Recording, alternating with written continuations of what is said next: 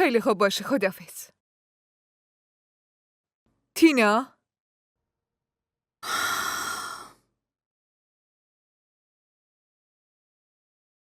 بله مامان.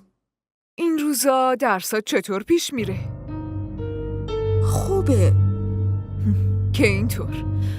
راننده به هم گفته بود که دیروز از دانشگاه با چند تا از دوستات بیرون رفته بودی.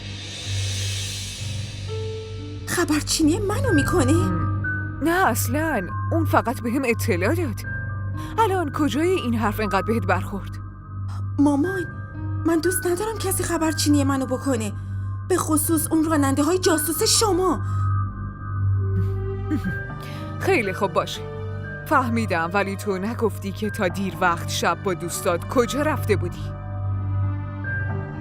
مامان من دیرم شده، واسه این حرفا وقت ندارم فعلا.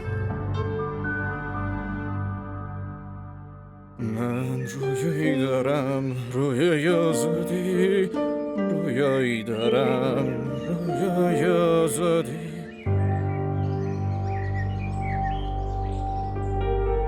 من رویایی دارم، رویای آزادی، رویایی بی‌پروا، رویای آزادی.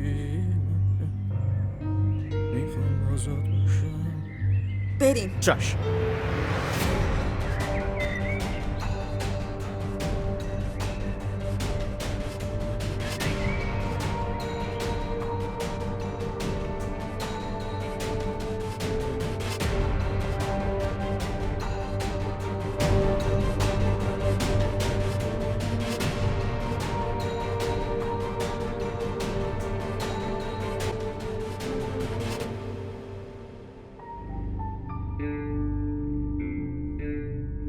مشکلی پیش اومده؟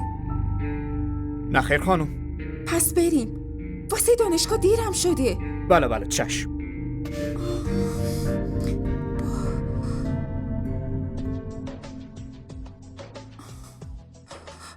این چه بیادبیه؟ خاموشش کن. چشم. راست شما شاید آهنگای خارجی دوست داشته باشین نه؟ رانندگی تو بکن، حرکت کن.